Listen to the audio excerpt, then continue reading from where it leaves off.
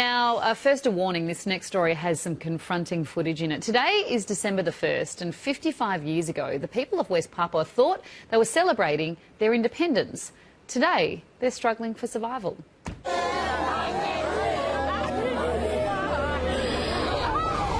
This is shocking, rare footage of the aftermath of a massacre just days before Christmas in 2014.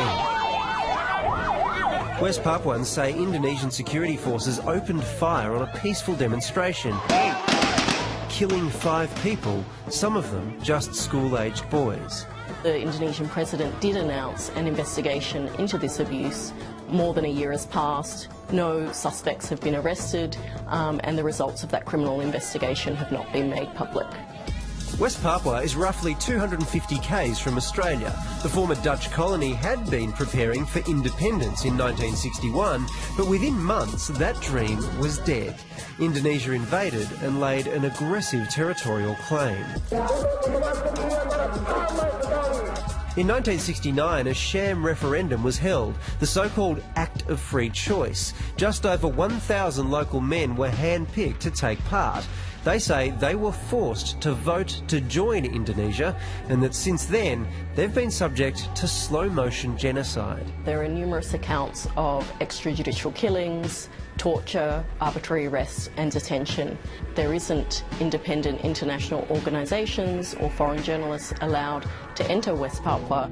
It's worse than I thought it was. To me, it was like stepping back 20 years when I first went to East Timor. I've come away with a feeling of sadness and anger that people so close to Australia in this day and age can still be treated as they are. And there's a reason you've probably never heard about West Papua. Australia signed the Lombok Treaty in 2006, essentially agreeing to stay out of Indonesia's territorial disputes in the region. Many West Papuans believe they're suffering a genocide under Indonesian rule. It should be beholden on the UN and other signatories to investigate these claims. For half a century, the West Papuans have had their land, language, culture and lives stripped from them. In 1971, Indigenous West Papuans made up 96% of the population. Today, it's less than half that. Amnesty International claims at least 100,000 people have been killed. West Papuans suggest that figure is closer to 500,000. Another thing that was said that made my spine tingle, they want our land, they do not want our people. Those people are being erased from their land. But there are people refusing to lie down.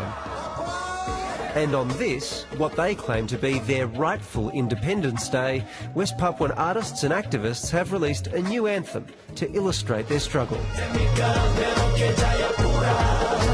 One people, one soul, one destiny.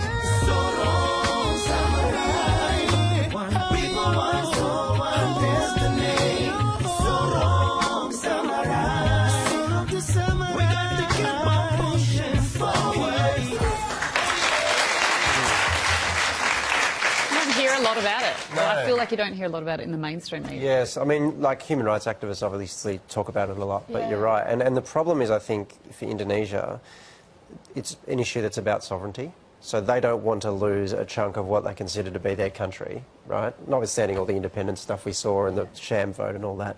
And so as long as it's fused to an issue of sovereignty, I can't see it getting better. Yeah, which is a really, really sad thing to say. We're going to take a break now.